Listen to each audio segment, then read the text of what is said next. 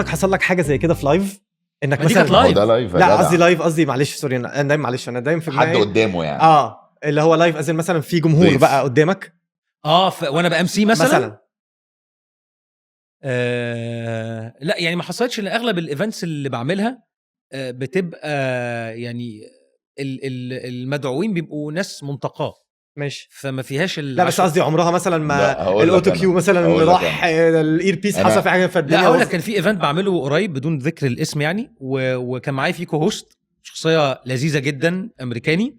فاول ما طلعنا اون ستيج هو اللي بدا يتكلم، نسي يفتح المايك بتاعه اصلا فانا تلقائيا قمت رايح جنبه قلت له خلي بالك المايك مقفول، وقمت انا متكلم بقى ان مساء الخير واهلا بيكم معانا وعايزين نرحب بالنجم الكبير تاري لحد كروز ما- لحد ما خد باله قام فتح المايك وبتاع قلت له يلا يا تاري جو اهيد قام بادئ بقى هو. اوكي لو ما عندكش سنس اللايف انت هتلوص. بقول لك ايه، انا مالي انا فاتح مايكي وهطلع اتكلم وبص له بس انت بمناسبة- بتفكر هو على المشهد الكامل. بمناسبه الام سي دي يا جماعه، اللي هو لما بيجي استاذ رامي رضوان مثلا يروح في حفل كبير جدا افتتاح مثلا حاجه او تبع شركه او تبع الدوله حتى، ويقوم طالع على المسرح هو اللي يقدم الحفله كلها وهو اللي يقدم الناس، وحفله مش معناها هشك بشك، حفل تكريم حفل يعني فاعليه فاعليه ايفنت. فده اسمه ام سي. يعني بيجي هو مثلا يقولوا حد انا عايزك تام سي، او انا يجي يقول تام سي وكده. انا بقى زمان لما كنت بعمل اكس فاكتور وايتي بالعربي، انا كان في حته كده كنت شايف نفسي فيها قوي فاهم، فلما كان بيجي لي ام سي اقول لا دي قله قيمه مش عامل كده وبتاع وحاجات يا كده. راجل.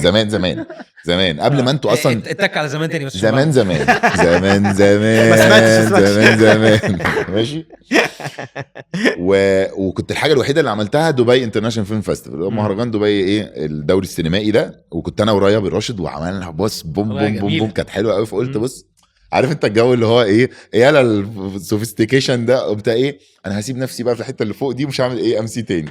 انا هعتزل في المجد. ايوه وقت مجدي مع ان يعني. اصلا كانش في مجد، كان الوحيد اللي انا عملته اصلا تمام، بس عشان ايوه بعمل انت عملتهم فيها فعشان بس كده بصراحه كانت مهم. ف كانت اكسبيرينس لذيذه جدا، بس قلت ايه انا خلاص مش هعمل كده تاني. بس الناس شايفاني في اكس فاكتور فعارفين انه ايه لا يجي منه وكده، لحد ايه ما انت ابتديت تعمل ام سي بصراحه انت وناردين فرج، فحسستوني اللي هو ايه ده، طب ما هو بقى شيك اهو، ما هو في الشيك حلو اهو فاهم. قمت قايل ايه طب انا هعمل، فجالي كان بيجي لي كنت بعمل عبيط كده، المهم جالي فقمت ايه قمت رايح. ما اعرفش حكيت قصه طويله قوي، المهم يعني عشان السؤال بتاعك. فالمهم دخلت في الحفله فبقدم بقى، خلي بالك بقالي من بقالي 7 سنين او 8 سنين ما عملتش حاجه، فانا اصلا بصراحه كنت مقلق شويه. فدخلت وبتاع ومرحبا وفي النشيد الوطني اوعى تقول لي غلطت. لا يا ريت. فجيت وبتاع ونرجو الوقوف احتراما للمش عارف ايه فنان النشيد الوطني جمهوريه مصر العربيه، والناس كلها وقفت يا وزراء وحاجات وبتاع، وانا واقف انا اللي موقفهم، واقف مش حاجه اشتغلت، واقف مفيش حاجه اشتغلت. ابص على الدي جي اقول له، يقول لي مش معايا انا مع الناس اللي هناك.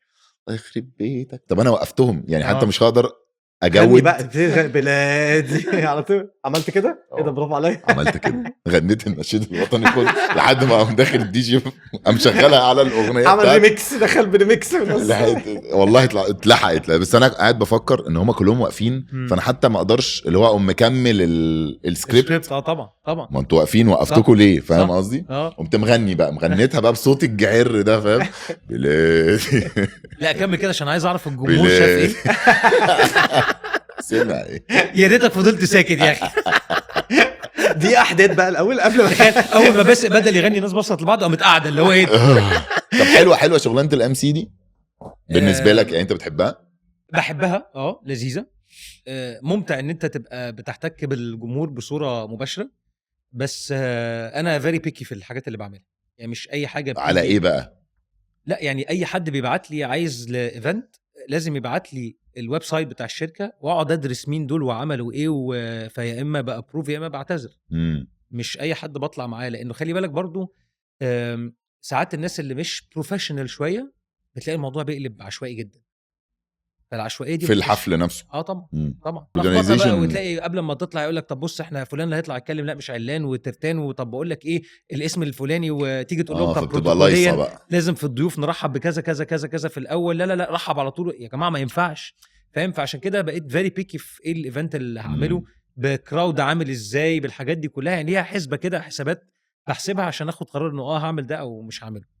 اوكي حلو. لا بس انا مثلا بالنسبه لي بصراحه بما ان انا واحد مش في الحته دي، انا استحاله اطلع اعمل ام سي ويا لهوي. لازم تجرب، ما انت مش هتعرف. لا مخيفه فكره اصلا مخيفه ان انا واقف قدامي ناس قد كده وكله قاعد مستنيني اقول لهم حاجه. بص في ناس بتشوفها مخيفه وفي ناس بتشوفها ممتعه، يعني بتاخد منها انرجي كده. انه وفي ناس بتتخيل انا ما عنديش مانع انه هو يعني دي سهله قوي، لا. تعالى حط بقى في لا، لا، ستيج لا. شوف الناس.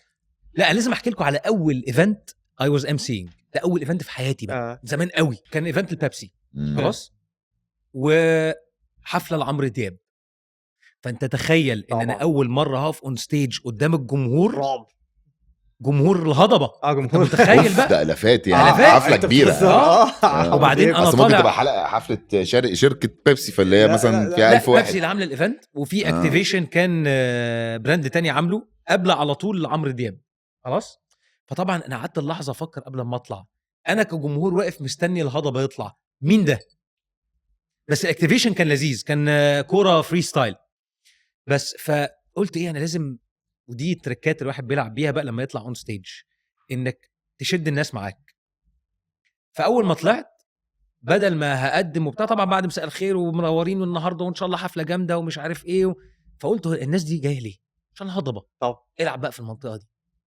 فقلت لهم مستنيين لنا الهضبه يطلع. كله ركز بقى. لحظه التركيز دي خلي بالك الفيدباك هنا مهم.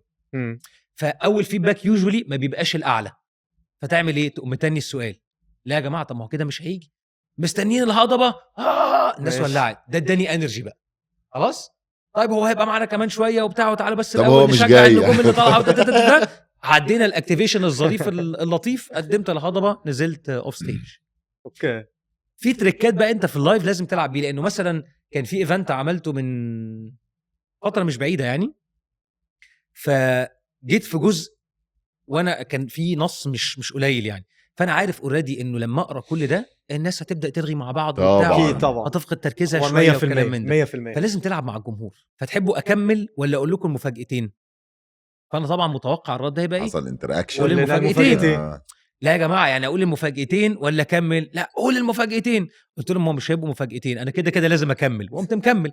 فركزوا معاك، أنا مستنيين مش هستجيب للي عايزينه، لان مش هينفع اعمل ده عشان هم حاجات المفروض تتقال في الاخر. ايوه مفهوم. بس at the same time لعبت بالحته دي عشان اشدهم معايا. كملنا بقى الباقي، لا الناس هديت، هم مستنيين المفاجاتين في الاخر. الله ينور عليك بالظبط. فلا في تيبس اند تريكس كده وانت اون ستيج لازم تلعب بيها. حلوه. انا على فكره ما عنديش مانع ان انا في دماغي يا ما اعرفش، متخيل انا لو حتى طلعت مثلا اعمل حاجه زي كده، اطلع ارتجل، لكن اطلع وكمان يبقى في حاجه انا بقرا منها، انسى.